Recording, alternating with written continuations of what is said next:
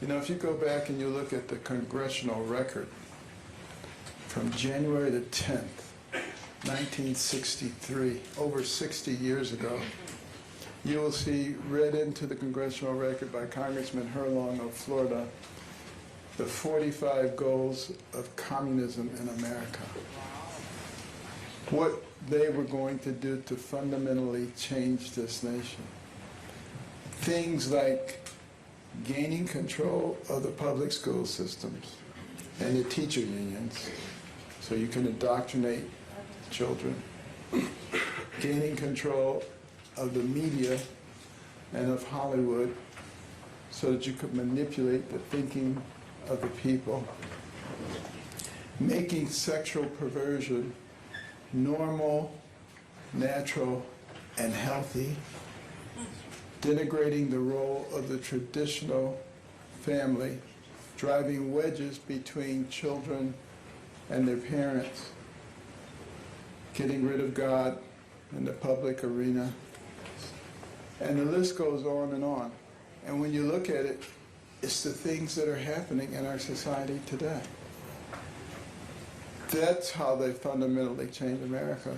You know, we think we won the Cold War, but they were playing a much longer range game, manipulating us, destroying our value system, and it's very effective.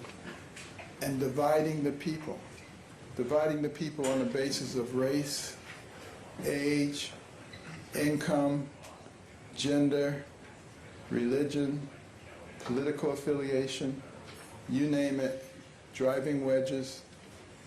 And Jesus said it best. He said, a house divided against itself cannot stand. Never has stood, never will stood. And that's why it is so vitally important that we each use our spheres of influence to try to bring some sobriety and some unity and values back to our country. You know, I think most Americans do have good, solid values.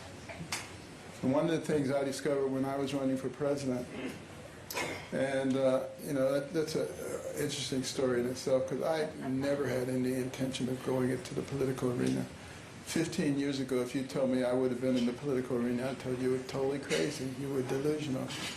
But, you know, after the prayer breakfast speech in 2013, everybody was saying, you ought to run for president.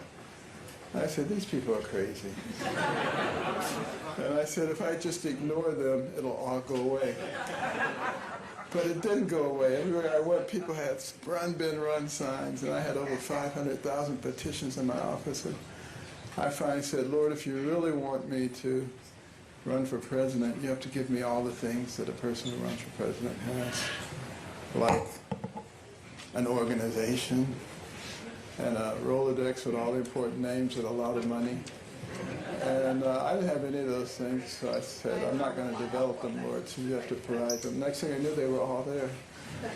And our organization was raising more money a month than the RNC. It was incredible.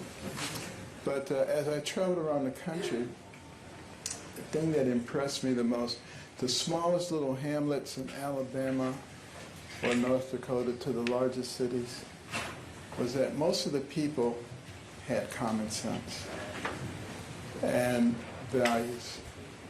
But what they lacked was courage.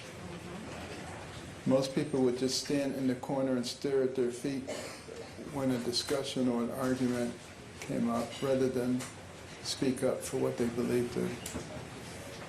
And that's a significant problem for us. That's how some of these ideas that make no sense whatsoever, like men playing in women's sports, that's how those things were able to flourish, because people who actually know better don't speak up. You don't have to be mean and nasty. You know, some people say that's my default, that I'm a nice person. But, you know, niceness doesn't mean softness. You can have values and principles that you stick to very hard. You just don't have to kill people in the process. And it's something that we need to learn. We need to teach that to our children, how to have discussions. You know, you're told from the time that you're a little child, there are two things that you never discuss in public: religion and politics. Those are the exact things we need to be discussing. Okay? Because